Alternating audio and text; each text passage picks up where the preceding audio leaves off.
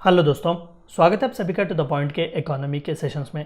हमने पिछले चैप्टर में ही टैक्सेशन के बारे में बात किया हुआ था। आज के इस चैप्टर में हम गुड्स और सर्विस टैक्स जीएसटी के बारे में जानने की कोशिश करेंगे। तो आइए शुरू करते हैं।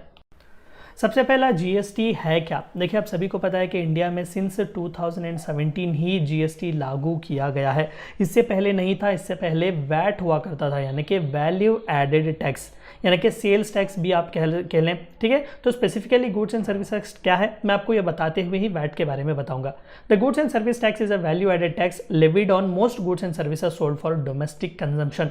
The GST is paid by the consumer but it is remitted to the government by businesses selling the goods and services.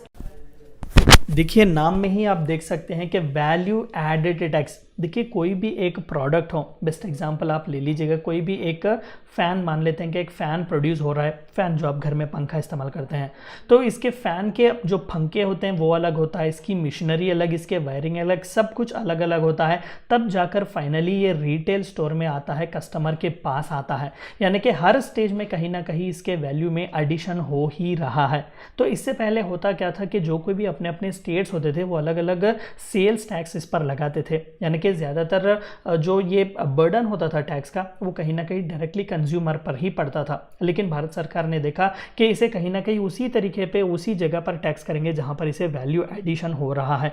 यानी कि पहले मशीनरी, उसे फिर से पंखे लगवाए गए, वायरिंग लगवाए गए, जो जैसे जैसा वैल्यू उसका एडिशन होते जा रहा है उसी तरीके से वहां पर उस पर टैक्स लगता है, जिसे गुड्स और सर्विस टैक्स कहा जाता है। ठीक है, तो GST is actually paid by the customer कहीं ना कहीं जीएसटी ही पे करता है, लेकिन उसके रेमिटेंसेस सरकार को वो पहले ही प्रोड्यूसर जैसा जैसा वैल्यू उसका ऐड होता है उन स्टेप्स पर उसे पे किया जाता है।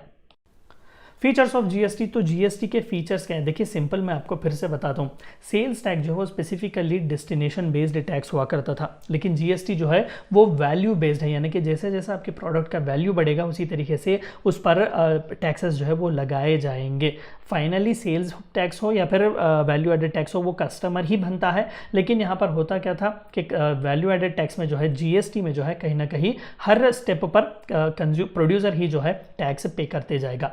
Applicable on the supply side, तो सप्लाई साइड पर ये ज्यादातर अप्लीकेबल है। GST is applicable on the supply of the goods and services against the old concept of manufacture of goods and services और sale of goods and services और the provision of service. पहले करते क्या थे, जहां पर manufacture होता था वहीं पर पूरा इस पर टैक्स लगा के ही उसे बाहर भेजते थे, या फिर कंज्यूमर के हाथ में जब वो जाता था वहीं पर उसे टैक्स लेते थे। तो इंटरमीडिएरीज जो है कहीं ना कहीं अपने इस टैक्स बर्डन को शिफ्ट कर देते थे। तो जीएसटी से अब ऐसा नहीं होगा। मैन्युफैक्चरिंग पर कितना लगना है उतना ही लगेगा, इसके बाद में प्रोसेसिंग पर कितना है, बाद में रिटेल में, मार्केटिंग में क्या है, इन सभी के बारे में डील किया जाएगा। Destination based taxation, GST is based on the principle of destination based consumption taxation as against the principle of origin based taxation। कि डेस्टिनेशन पर कहाँ पर जाएगा, इसके वैल्यू एडिशन किस तरीके से होंगे, फाइनल कंज्यूमर कौन है, डेस्टिनेशन के बेस पर इसे टैक्स किया जाता है। ड्यूअल जीएसटी, तो ये चंद इंपॉर्टेंट फीचर्स हैं। It is dual GST with centre and the state simultaneously levying tax on the common base. देखिए, ऑफकोर्स पूरे देश भर में कॉमन स्लैब्स रखे गए हैं, 0%, 5%, 18%, 27%। तो मोस्ट प्रॉब्ली सबसे ज़्यादा जो ब्रैकेट है वो 18% का ही है। ज़्यादातर जो आप प्रोडक्ट देखते हैं इलेक्ट्रॉनिक वगैरह, वो सभी 18% के ही स्लैब में आते हैं। तो यहाँ पर स्पेसिफिकली स्टेट्स जो है, इंटर स्टेट जब आएगा तो स्पेसिफिकली वहाँ पर आईजीएसटी हमें देखने को मिलेगा, यानी कि integrated goods and service tax. और अगर स्पेसिफिक एक ही स्टेट में जा रहा है और 50,000 के ज़्यादा अगर आपने प्रोडक्ट्स कहीं ना कहीं मंगवाए हुए हैं तो आपको ई वे बिल की ज़रूरत पड़ेगी। अगर 50,000 के कम प्रोडक्ट्स हैं तो उस पर आपको जीएसटी भरने की ज़रूरत नहीं है। तो सेंटर जो है स्पेसिफिकली सेंट्रल के चार्ज लगाएगा, और स्टेट जो है अगर स्टेट में ही है तो वो स्टेट बेस ही लगाएगा। इंपोर्ट ऑफ गुड्स और services would be treated as inter state supply and would be subject to integrated goods and services tax in addition to applicable custom duties.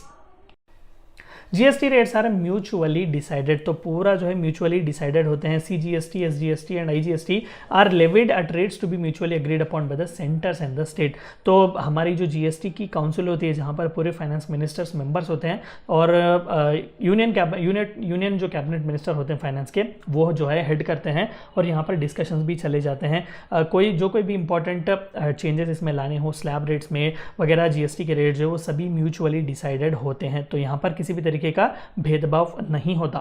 The rates are notified on the recommendation of the GST council. अभी जैसे मैंने कहा कि GST council के recommendations पर ही सब कुछ होगा। Multiple rates, initially GST was levied at 4 rates, 5%, 12%, 16 and 28%। तो सबसे ज्यादा स्लैब रेट्स यहीं पर हमें देखने को मिलेंगे। द शेड्यूल और list of items that would fall under these multiple slabs are worked out by the GST council. तो 16% और या फिर 18% जैसे कि हमने कहा कि इलेक्ट्रॉनिक प्रोडक्ट्स होंगे, फूड प्रोडक्ट्स का क्या होगा 5% होगा, पैक्ड फूड आइटम्स 12%। तो इस तरीके से कौन सी चीज़ किस किस स्लैब रेट में आएगी, ये सभी जो है कहीं ना कहीं जीएसटी काउंसिल ही डिसाइड करेगा। ये थी चंद बातें जो आपको जाननी थी जीएसटी के बारे में। Thank you for watching my video.